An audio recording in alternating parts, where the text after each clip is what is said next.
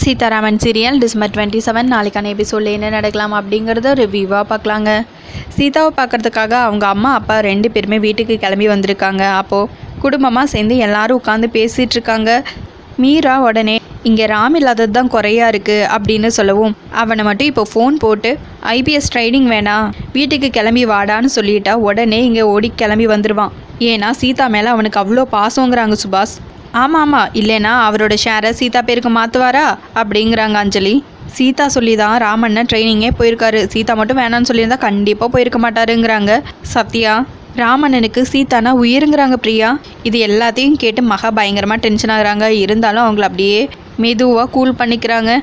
ஆமாம் ராம்க்கு தங்கச்சிங்கன்னா ரொம்பவே பாசம், ஆனால் தங்கச்சிங்களுக்கு அதை விட பாசங்கிறாங்க மீரா. அதை கேட்டதுமே சீதா பயங்கரமாக சிரிக்கிறாங்க. அப்போ கரெக்டாக கல்பனாவும் வராங்க. யார் இது அப்படின்னு சீதாவோட அம்மா கேட்கவும், இது என்னோட சிஸ்டர், பேர் கல்பனா அப்படின்னு அர்ச்சனா சொல்லவும், பார்க்குறதுக்கு 2 பேரும் ஒரே மாதிரி இருக்கீங்க அப்படின்னு சொல்ல, நானும் அர்ச்சனாவும் ட்வின்ஸ், 2 பேரும் ரெட்டை பிரிவிங்க அப்படின்னு கல்பனா சொல்லவும், அதை சொல்லணுமா என்ன பார்த்தாவே தெரியுது அப்படின்னு ராஜசேகரன் சொல்லியிருக்கேன். இந்த ஆள் இங்கே வச்சுருந்தது பெரிய சிக்கல் தான், இன்றைக்கி சாயங்காலமே இந்த ஆளை இங்கேருந்து அனுப்பிச்சிடணும் அப்படின்னு யோசிச்சுட்டு இருக்காங்க மகா. இந்த ஆளு ரொம்பவே மோசமானவன், கோவம் வந்தால் மனுஷனாவே இருக்க மாட்டாங்க அப்படின்னு சுபாஷ் கல்பனா கிட்ட சொல்லிட்டு இருக்காங்க. போலீஸ்காரனாச்சே அப்படி தான் இருப்பான், அதிகமாக கோவப்படுறான்னு நல்லா டீல் பண்ணிடலாம், இவனை நான் டீல் பண்ணிக்கிறேன் ஈஸி தாங்கிறாங்க கல்பனா. இப்போ பாரு கல்பனா, நான் கலாய்க்கிறேன் அப்படின்னு சொல்லிட்டு, சார் நீங்கள் காரில் வந்தீங்களா இல்லை லாரியில் வந்தீங்களா அப்படின்னு சுபாஷ் கேட்கவும், ஏன் அப்படி கேட்குறீங்கிறாங்க ராஜசேகரன். இல்லை இவ்வளோ பொருள் எடுத்துகிட்டு வந்திருக்கீங்கள, ஒரு லாரி வச்சு தான் எடுத்துகிட்டு வந்திருக்கணும் அப்படின்னு சுபாஷ் சொல்லிட்டு இருக்க. ஒரு குடும்பத்துக்கு வரும்போது சீதாவுக்கு மட்டும் வாங்கிட்டு வர முடியுமா, அதான் எல்லாத்துக்கும் சேர்த்து தான் வாங்கிட்டு வந்திருக்கோம், இதுவே கம்மி தான் அப்படின்னு ராஜசேகரன் சொல்லிட்டு இருக்க. அடுத்த முறை வரும்போது இன்னும் நிறைய எடுத்துகிட்டு வரோம் அப்படின்னு சீதாவோட அம்மா சொல்லவும், எப்படி கல்பனா அப்படின்னு சுபாஷ் சொல்லிட்டு சிரிச்சிட்டு இருக்காங்க. அதுக்கப்புறம் சீதா அவங்க அம்மா அப்பா மீரா 4 பேரும் தனியாக உட்காந்து பேசிட்டு இருக்காங்க. அம்மா மகாலட்சுமி எதுக்கு தனியாக விரதம் இருக்காங்கன்னே புரியல, அது நல்லதுக்கா கெட்டதுக்கான்னு கூட புரியலங்கிறாங்க சீதா.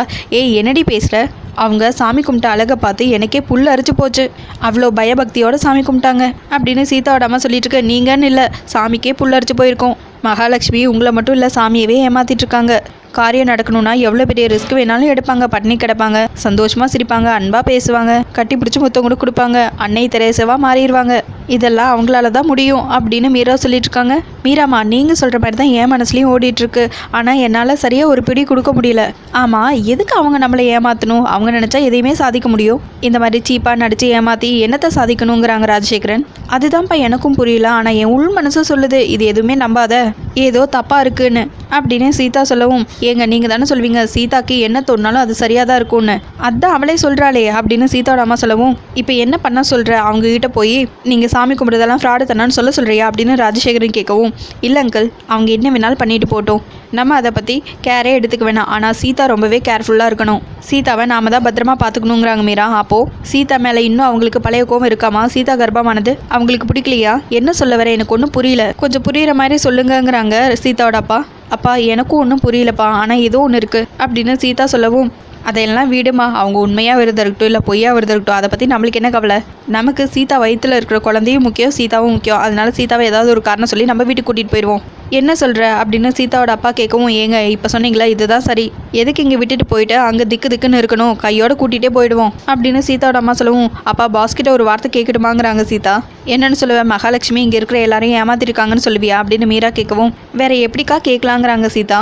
இந்த மாதிரி நேரத்தில் நீங்களும் கூட இல்லை, தனியாக இருக்க ஒரு மாதிரியாக இருக்குது, பேசாமல் நான் அம்மா அப்பா கூட போட்டுமா, அவங்க கூட இருந்தால் நல்லா இருக்குன்னு தோணுது அப்படின்னு சொல்லு. நீ சொன்னால் ராம் எதுவும் சொல்ல போகிறதில்ல, என் சித்திங்க நல்லவங்க, என் சித்தப்பாங்க அதை விட நல்லவரே, என் தங்கச்சிங்க அதை விட ரொம்ப ரொம்ப நல்லவங்க அப்படின்னு சொல்வேனா, நீ மட்டும் அம்மா அப்பா கூட போகிறேன்னு சொன்னால் ரொம்பவே சந்தோஷப்படுற ஆள் முதல்ல ராமா தான் இருப்பான், ஃபோன் பண்ணி சொல்லிவிட்டு நீ கிளம்புங்கிறாங்க மீரா. ஆமாங்க நம்ம கூட்டிகிட்டு போயிடலாம், மகாலட்சுமி விடுவாங்களா அப்படின்னு சீதாவோட அம்மா கேட்கவும், விடுவாங்களானா என்னடி சொல்கிறேன், இந்த நேரத்தில் எங்கள் பொண்ணு சீதா எங்கள் கூட தான் இருக்கணும்னு சொல்லணும், அப்படி சொல்கிற விதத்தில் சொன்னால் அவங்க எப்படி விடமாட்டேன்னு சொல்ல முடியும் அப்படின்னு ராஜசேகரன் கேட்கவும், அப்பா கோவமாக பேசாதீங்கப்பா சாதாரணமாக பேசுங்கிறாங்க சீதா. ஏமா உனக்கே தெரியும்ல என் பேச்சே இப்படி தான் அப்படின்னு சொல்லவும், மீரா சொன்னால் இப்படி தாம்மா சொல்லுவார், போலீஸ் ஸ்டேஷனில் பேசுகிற மாதிரியே எல்லாத்தையும் பேசுவார் அப்படின்னு சீதாவோட அம்மா சொல்லவும், என்னடி மீரா கிட்டே என்னை பற்றி போட்டு கொடுக்குறியா அப்படின்னு சீதாவோட அப்பா கேட்கவும், ஏங்க சீதாவுக்கு தான் உங்களை பற்றி நல்லா தெரியும், ஆனால் மீராவுக்கு தெரியாதுல்ல, அதான் அப்படின்னு சீதாவோட அம்மா சொல்லவும், நீ வீட்டுக்கு வா உனக்கு லத்தி சார்ஜ் பண்ணுற, இப்படி தாம்மா ஏதாவது ஒன்று சொல்லி என்னை வெறுப்பேற்றிக்கிட்டே இருப்பா. எனக்கு திடீர்னு ஏதாவது கோவம்லாம் வந்துருச்சுன்னா ஏங்க இது போலீஸ் ஸ்டேஷனில் வீடுன்னு சொல்லுவா, நான் கிரிமினல் மாதிரி நடத்துறேன்னா அப்படின்னு சொல்லுவா. நான் அமைதியாக இருந்தால் இவ விட மாட்டாளே அப்படின்னு ராஜசேகரன் சொல்லிட்டு இருக்க மீராக்கா. அம்மாவும் அப்பாவும் ஒரு நாளைக்கு குறைஞ்சது 5-6 தடவையாவது சண்டை போடுவாங்க.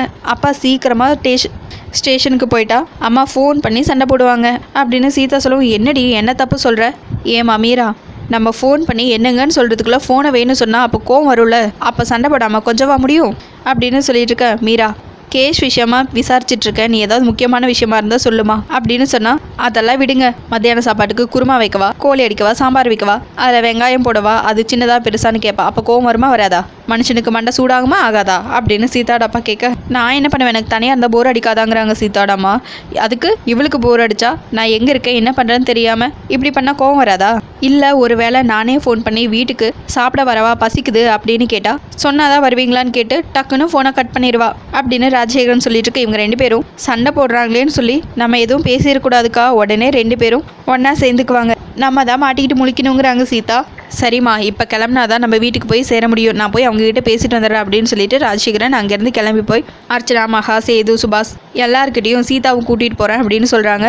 ஆனால் மகா நல்லா யோசிச்சு பார்த்து, சீதாவை மட்டும் இப்போ நம்ம இங்கேருந்து அனுப்பிச்சிட்டோன்னா அவள் வயிற்றில் இருக்கிற குழந்தை நல்லபடியாக வளர்ந்துடும், அதுக்கப்புறம் அவளும் இந்த குடும்பத்தில் ஒரு ஆளாயிருவா, நம்மளால எதுவுமே பண்ண முடியாது, அதனால சீதாவை இப்போதைக்கு நம்ம இங்கேருந்து அனுப்பக்கூடாது அப்படின்னு யோசிச்சுட்ருக்காங்க. என்னங்க நான் கேட்டுகிட்டே இருக்கேன், நீங்கள் எதுவுமே சொல்லாமல் இருக்கீங்க அப்படின்னு ராஜசேகரன் கேட்கவும், கரெக்டாக சீதாவோட அம்மா, மீரா, சீதா எல்லாரும் மாடியிலேருந்து கீழே இறங்கி வராங்க. மகா, நீ உன் மனசுக்குள்ளேயே பேசிட்டா எப்படி, எங்களுக்கும் கேட்குற மாதிரி பேசு, சீதாவை கூட்டிகிட்டு போகிறேன்னு சொல்லி அவங்கள பெத்தவர் கேட்குறாரு. ஏதாவது ஒரு பதில் சொல்லு மகா அப்படின்னு துரை கேட்கவும், அண்ணன் சீதாவை கூட்டிகிட்டு போகிறதுல எனக்கு எந்த பிரச்சனையும் இல்லை, ஆனால் இவ்வளோ நாள் நான் சீதாவுக்கு எதிராக இருந்ததெல்லாம் உண்மைதான், ஆனால் நான் இப்போ மாறிட்டேன். அப்போ நான் மாறிட்டேங்கிறது யாருமே நம்பலையா?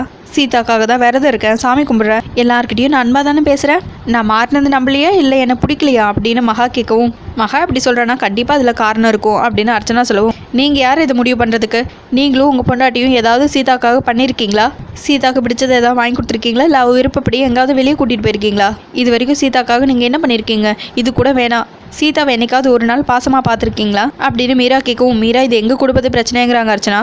திரும்ப திரும்ப என்னை பிரித்து பேசிகிட்டு இருக்காதீங்க, இவங்க 2 பேரும் என் கூட பிறந்த அண்ணனுங்க, எங்கள் 3 பேத்துக்கும் ஒரே அம்மா அப்பா, எனக்கும் இந்த வீட்டில் எல்லா உரிமையும் இருக்குது, உங்கள் அப்பா அம்மாவை பேசினா அப்படியே விட்டுருவீங்களா அப்படின்னு மீரா கேட்கவும், Meera this is the limit, நீயே இங்கே இருக்க, நீ உன் வீட்டுக்கு போக வேண்டியதானுங்கிறாங்க கல்பனா. இன்னொரு தடவை இந்த மாதிரி ஏதாவது பேசுனீங்க மானங்கிட்ட போயிடுங்கிறாங்க மீரா. மகா என்ன பேச விட்டு வேடிக்கை பார்க்குறியா அப்படின்னு கல்பனா கேட்கவும், மீரா அப்படின்னு கத்துறாங்க மகா. அதுக்கப்புறம் திரும்பவும் யோசிச்சு பார்த்துட்டு அப்படியே கூலாகிக்கிறாங்க. கோவப்படாமல் பேசு மீரா அப்படின்னு சொல்லவும், இவங்க பேசுகிறதெல்லாம் சரியாங்கிறாங்க மீரா.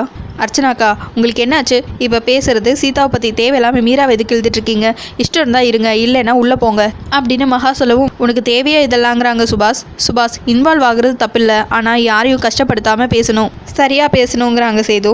கல்யாணமாகி போயிட்டா எல்லாத்தையும் விட்டுட்டு போயிடணும்னு ஏதாவது இருக்கா என்ன?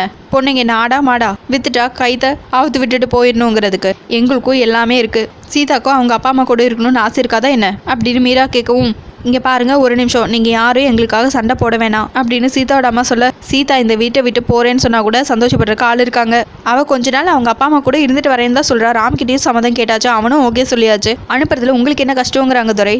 நான் சீதாவை உங்கள் கூட அனுப்ப வேணானாலாம் சொல்ல, அப்படி நான் சொல்லவும் மாட்டேன், சீதாக்கு 5வது மாதமோ 7வது மாதமோ ஒரு பெரிய ஃபங்க்ஷன் நடத்தி வளகாப்பு பண்ணி கூட்டிகிட்டு போங்க, அதுக்கப்புறம் குழந்தை பிறந்ததும் பேர் வச்சு அதுக்கப்புறமா இங்கே அனுப்புங்க, எனக்கு எந்த பிரச்சனையும் இல்லை அப்படின்னு மகா சொல்லவும், மகா சொல்கிறதும் சரியாக தான் இருக்குங்கிறாங்க சேது. சரி அப்படியும் வேணா சீதாவோட அம்மாவை இங்கே விட்டுட்டு போங்க, அவங்க வேணா சீதாவை கூட இருந்து பார்த்துக்கிட்டோம் அப்படின்னு சொல்லவும், ராஜசேகரனும் அதுக்கு ஓகே சொல்கிறாங்க. ஏங்க நீங்கள் சாப்பாட்டுக்கெல்லாம் என்ன பண்ணுவீங்க அப்படின்னு சீதாவோட அம்மா கேட்கவும், அதை விட்ரி, அது ஒரு பெரிய பிரச்சனையாக நான் சமாளிச்சுக்குவேன், நீ சீதாவை பத்திரமா பார்த்துக்கோ, எனக்கு அது போதும் அப்படின்னு சொல்லிட்டு ராஜசேகரன் நான் கிளம்புறேன்னு சொல்லிட்டு அங்கேருந்து கிளம்புறாங்க. சீதா நீ அம்மாவை பார்த்துக்கோ, உமா நீ சீதாவை பார்த்துக்கோ அப்படின்னு ராஜசேகரன் சொல்லவும், சீதாவோட அம்மா அப்படியே வைக்கப்படுறாங்க. ஆன்ட்டிக்கு வெக்கத்தை பார்த்தீங்களா அங்கிள் அப்படின்னு சொல்லவும், ஆமாம் வீட்டில் சண்டை போட ஆள் இல்லையே, நான் ஒருத்தன் தானே இருக்கணும் அப்படின்னு சொல்லவும், பேசாமல் ஃபோன் பண்ணி சண்டை போடுங்கிறாங்க அஞ்சலி, வீடியோ கால் பண்ணி சண்டை போடுங்கிறாங்க பிரியா, கையால் சண்டை போடணும்னு தோணுச்சுன்னா உடனே இங்கே கிளம்பி வந்துருங்கிறாங்க சத்யா. இப்படி எல்லாரும் மாற்றி மாற்றி சொல்லிட்டு இருக்க சீதாவோட அப்பா சுபாஷையும் கலாய்க்கிறாங்க. நீங்கள் எப்படி அப்படின்னு கேட்கவும், ஒன்லி வாங்குறது மட்டும்தான் கொடுக்கறதெல்லாம் இல்லை அப்படின்னு சொல்லவும், ஏன்னா இவ்வளோ வெளிப்படையாகவே பேசுவேங்கிறாங்க சேது. சரி நேரமாச்சு நீங்கள் கிளம்புங்க அப்படின்னு சொல்லவும், ஆமாப்பா நேரமாச்சு நீங்கள் சீக்கிரமாக கிளம்புங்கிறாங்க சீதா. சரின்னு ராஜசேகரனும் அங்கேருந்து கிளம்பிடுறாங்க. அதுக்கப்புறம் அதுக்கப்புறம் மகா பயங்கரமான பூஜை பண்ணுறாங்க.